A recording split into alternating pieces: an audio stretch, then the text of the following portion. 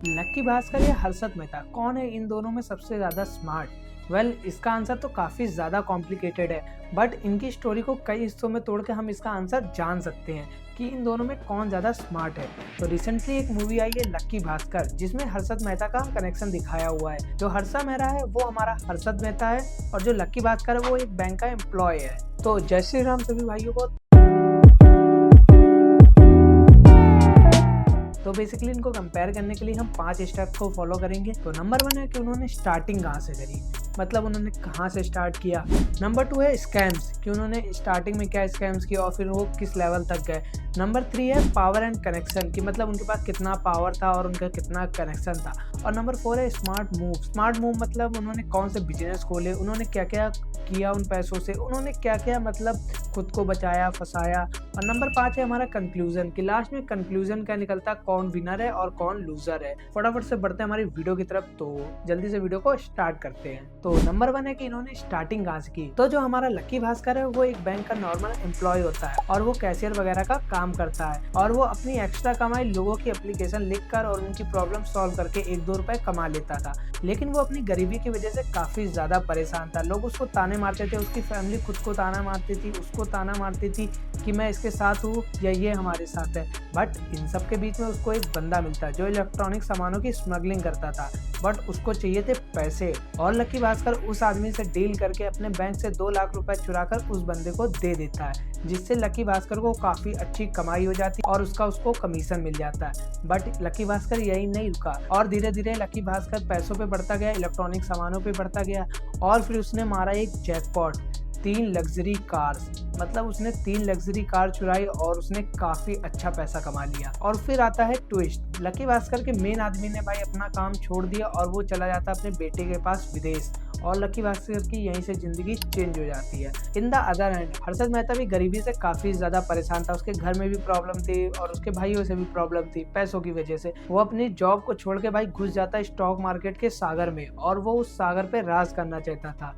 तो उसके लिए वो 2 साल तक भाई स्टॉक्स को सीखता है कि कैसे बाय करते कैसे सेल करते, और फिर वो बिग बुल बनने की रेस में घुस जाता है, जहाँ पर वो पहले स्टॉक ब्रोकर्स के जो मैनेजर होते थे उनके पास जाता था और स्टॉक्स के रेट बढ़ाता था। बट बिग बुल बनने के लिए उसको इतनी बड़ी कीमत चुकानी पड़ेगी ये किसी ने भी नहीं सोचा था। बट बोलते ना जितना मिल जाए उतना कम, तो हर्षद मेहता को भाई जितना मिलने लगा उससे उसको कम ही लग रहा था। राउंड कंप्लीट हो चुका और मेरे अकॉर्डिंग जो विनर है वो है लक्की भास्कर, क्योंकि दोनों ने करीबी सही, बट ज्यादा खराब काम लक्की भास्कर ने किया as per of Harshad Mehta.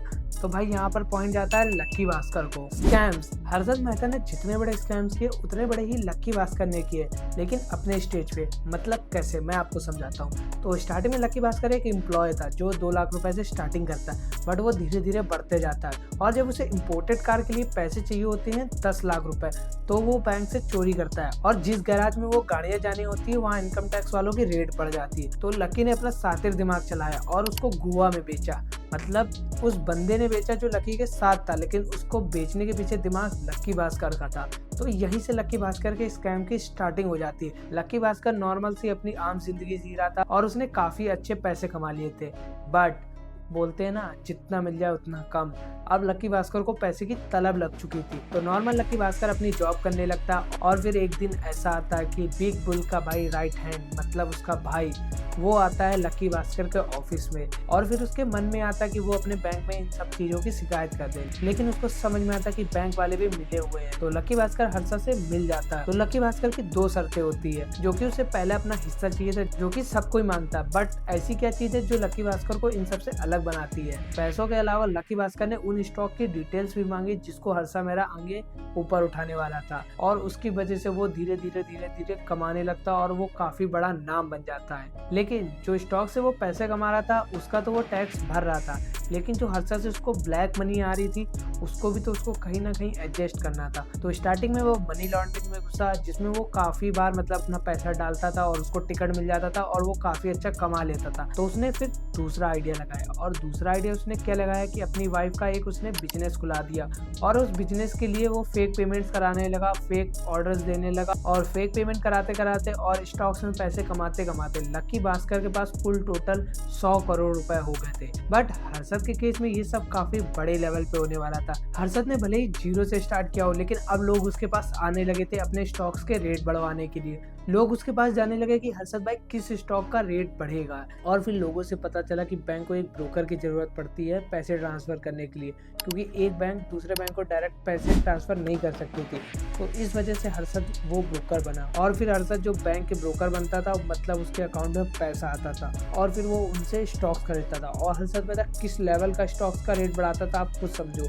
मानो कोई स्टॉक 4 रुपए का है और हर्षद मेहता उस स्टॉक के तब तक स्टॉक खरीदता था जब तक उस स्टॉक की कीमत 100 रुपये ना छू जाए। और जैसे ही 100 रुपये छू जाती थी तो लोग उस स्टॉक के रेट को बढ़ते देख खुद भी इन्वेस्ट कर देते थे। और फिर जैसे ही लोग उसको इन्वेस्ट करते थे, हर्षद मेहता एकदम से सेल करना स्टार्ट कर देता था और जिससे हर्षद मेहता काफ़ी अच्छे पैसा कमा लेता था। लेकिन कुछ समय बाद यही चीज़ दिक्कत देने वाली थी, जो आपको भी आगे पता चलेगा। और स्कैम्स के मामले में विनर होता है हर्षद मेहता, क्योंकि लकी भास्कर के मुकाबले में हर्षद मेहता ने काफ़ी ज़्यादा बड़ा फ्रॉड किया था। तो इसकी वजह से यहाँ पे पॉइंट जाता है हर्षद मेहता को। तो तीसरा है हमारा पावर एंड कनेक्शन, मतलब किसके पास ज़्यादा पावर थी या किसके पास ज़्यादा कनेक्शंस थे। तो यहाँ पर सबसे पहले चलते हैं लकी भास्कर के ऊपर। लकी भास्कर एक नॉर्मल बैंक का एम्प्लॉय था, इसके बाद मैनेजर बनता। बट कनेक्शन के मामले में उसके पास कुछ भी नहीं था। वो नॉर्मल जॉब करता था और उसके जो बैंक के ऊपर वाले जो उसके सर थे, बस उसका उसी तक कनेक्शन था। बाकी उसके पास एक लड़का था जिसके पास काफ़ी अच्छे अच्छे कॉन्टैक्ट थे, बट वो किसी हाई प्रोफाइल के नहीं थे, सारे गुंडे मवाली के थे। तो यहाँ पे लकी भास्कर काफ़ी पीछे रह जाता है। और यहाँ पे जो हर्षद मेहता है, तो उसकी मैं एक स्टोरी बताता हूँ। सन 1982 की बात है कि हर्षद मेहता को एक कॉल आता है और वो कॉल दिल्ली से आया होता है, जहाँ पे उसे सेंट्रल मिनिस्टर्स के कॉल आती है और उसकी एक मीटिंग फिक्स होती है दिल्ली में। तो हर्षद मेहता जाता है ताज होटल और वहाँ पे वो स्टे करता है। और इसके बाद उस मीटिंग में क्या हुआ वो सबको ही पता है। तो इससे हम समझ सकते हैं कि हर्षद मेहता का कितना ज़्यादा कॉन्टैक्ट था। और उस समय पे टाटा, बिरला, अंबानी ये सब हर्षद मेहता का आगे कुछ भी नहीं थे। और जो गाड़ी लोग सोचते थे कि ये मेरे पास हो, हर्षद मेहता वो दिखाने के लिए लोगों को लेता था। तो आप समझ सकते हो कि हर्षद मेहता के पास कितना ज़्यादा कनेक्शन था। बट उसके पास पावर क्या थी? उसका पावर था उसका पैसा, जो वो पैसा कमा रहा था। और दुनिया की सबसे बड़ी पावर होती है पैसा, जो हर्षद मेहता के पास था। उसके खिलाफ कुछ भी होता था वो सबको पैसा देके चुप करा देता था। और यही बात हर्षद को बाकियों से अलग बनाती है। जहाँ लोग पैसे को बचाने के बारे में सोचते हैं, वहाँ पे हर्षद वो पैसे उड़ाता था। तो इस वजह से यहाँ पर जीतता हमारा हर्षद मेहता, जिसके पास एक पॉइंट एक्स्ट्रा आ जाता है लकी भास्कर के कंपैरिजन में। क्योंकि लकी भास्कर एक नॉर्मल बैंक का एम्प्लॉय था, लेकिन हर्षद के पास सेंट्रल के मिनिस्टर के कॉन्टैक्ट्स थे। तो अब आते हैं हमारे स्मार्ट मूव्स पे, यानी किसने अपने लिए ज़्यादा अच्छा स्मार्ट मूव्स किया, मतलब किसने खुद को बचाया, किसने खुद को फंसाया, या उन्होंने क्या बिजनेसेस किए, या उन्होंने अपने पैसे को कैसे एडजस्ट किया। तो जैसे ही लकी भास्कर के पास पैसा आने लगता तो वो सबसे पहले करता है मनी लॉन्ड्रिंग।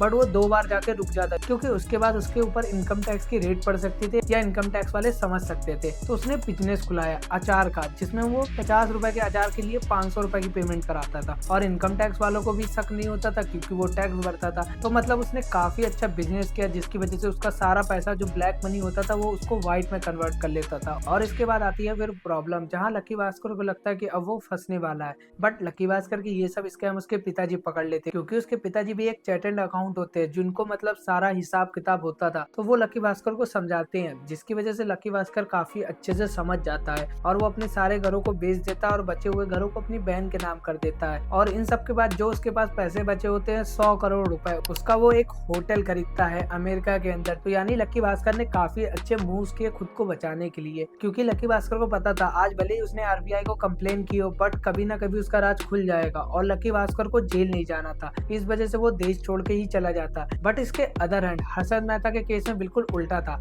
हर्षद मेहता को पैसे की आदत लग चुकी थी, लत लग चुकी थी, जिसकी वजह से हर्षद मेहता धीरे धीरे जुर्म करने लगा। जुर्म क्या करने लगा कि वो फेक बीआर पे साइन करने लगा, क्योंकि उसको स्टॉक के रेट बढ़ाने के लिए उसको काफी ज्यादा पैसा लगने वाला था। और फिर वो बैंक से जाने वाले बीआर को अपने बीआर से बदल देता था, जिसमें वो नकली स्टैम्प बैंक का और नकली साइन करता था, जिसकी वजह से वो एक क्राइम करने लगा। और जब वो क्राइम करने लगा वो किसी को समझ में नहीं आता था, क्योंकि उस समय पे ऑनलाइन का सिस्टम नहीं होता था। बट यहाँ पे हर्षद मेहता को दिक्कत आने लगी कि उसने कंपनी में काफी ज्यादा इन्वेस्ट किया, बट उन कंपनीज के स्टॉक के रेट लेट बढ़ रहे थे, जिसकी वजह से हर्षद मेहता को पेमेंट करने में काफी ज्यादा दिक्कत हो रही थी। बट हर्षद मेहता ने खुद को बचाने की जगह देश के प्राइम मिनिस्टर पे ही इल्जाम लगा दिया। लेकिन पॉलिटिशियन से पंगा बिल्कुल आपको नहीं रहेगा, क्योंकि आपको इसी देश में रहना है। जिसके बाद हर्षद मेहता को जेल हो जाती है और जेल के बाद उसको हार्ट अटैक आता है, काफी ज्यादा दिक्कत हो गई, तब उसको हॉस्पिटल ले जाया गया और जैसे ही वो हॉस्पिटल जाता है हर्षद मेहता की डेथ हो जाती है। तो इससे आप समझ सकते हो कि पॉलिटिशियन से पंगा इस देश में आपको कितना ज्यादा हानिकारक दे सकता है। तो यहाँ पर आप भी समझ गए होंगे कि विनर कौन है, एक तरफ लकी भास्कर, एक तरफ हर्षद मेहता।